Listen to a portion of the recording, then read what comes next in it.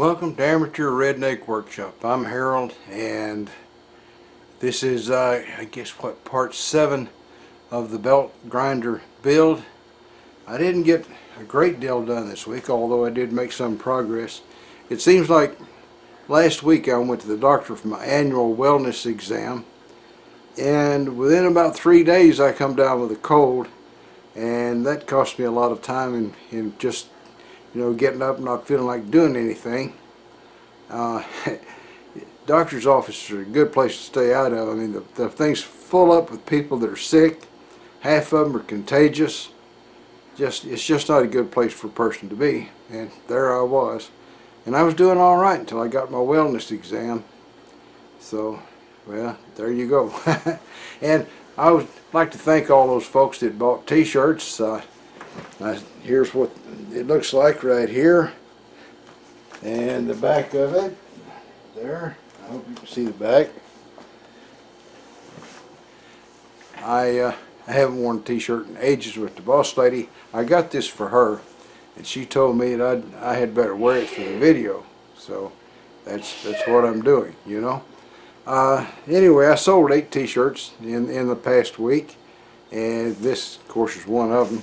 And I was kind of surprised at that, because I figured that one would probably be about how many I'd sell.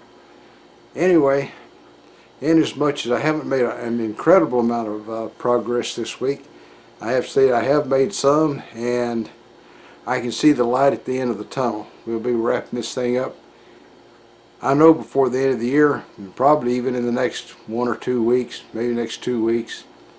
Things are still moving on. So what we'll do at this point is we'll just cut to the chase here and go to the video. Thought I'd give you just one more view of it. Somehow I'm not used to wearing them, so I'm crooked here somewhere. Maybe my camera's crooked. I don't know. I already told you it was a t-shirt swindle. So there you are. I got to keep on keeping on the back. I'll put the link down below in the information box, so that if any of you have changed your mind and would like to buy 8 or 10 more t-shirts, you can go find them down there. Alright, and like I said, thank you to all those folks that already bought some.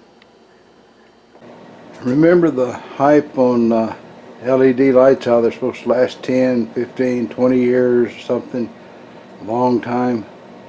That's the newest one that I bought at Sam's Club, and I don't think I've had it a year yet, and there you go. I don't know where's that. I don't think it's going to make that 20 years. Okay, so after many farming operations, we're turning pretty free. That's pretty much as far as it goes there because of the end of the hole.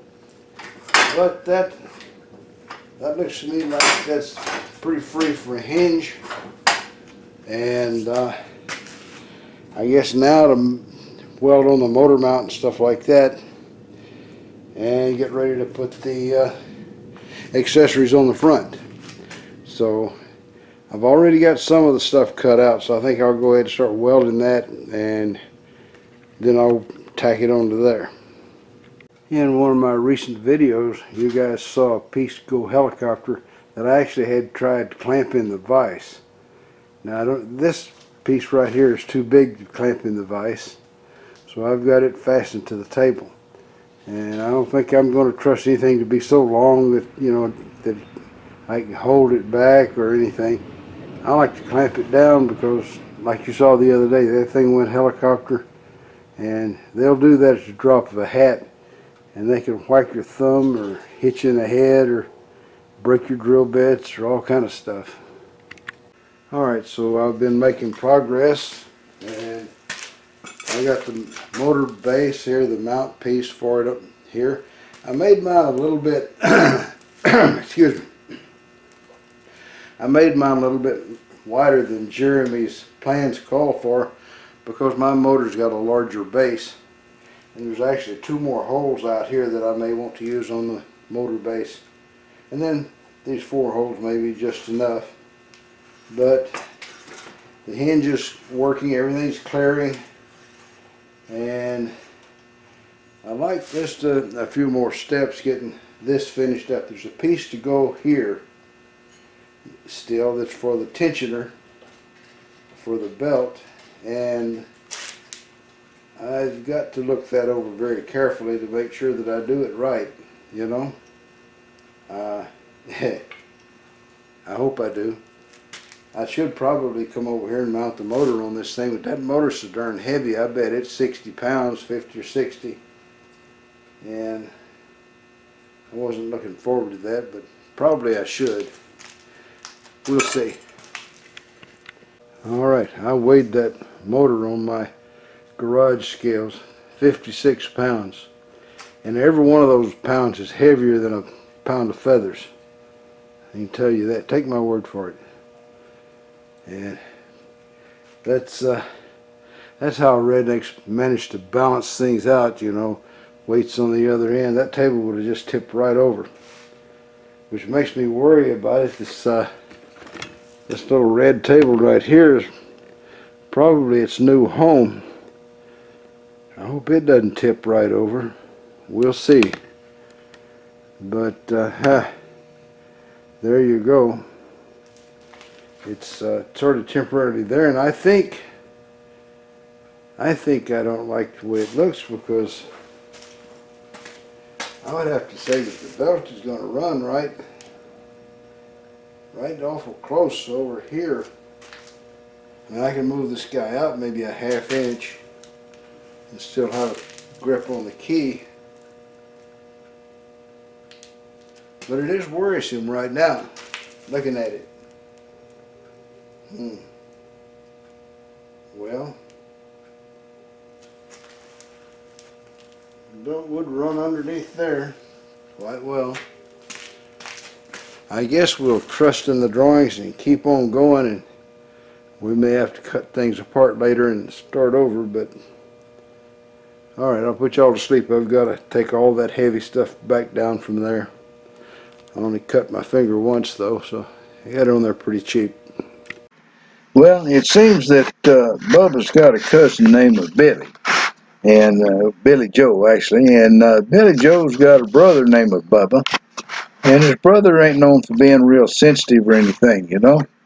So anyway, Billy Joe wanted to go off to Europe, you know, and do a little looking around, and he couldn't find nobody to keep his dog except Bubba, and he really hated to do that, but you know, he decided, well, there wasn't no other choice to it, so he told Bubba, he says, I'm going to call you from time to time and ask you about how the dog's getting on. He says, you better take good care of him. So Bubba says, all right. So in a few days, well, Billy Joe calls up, says, well, Bubba, he says, just how's my dog doing? Bubba says, oh, your dog's dead.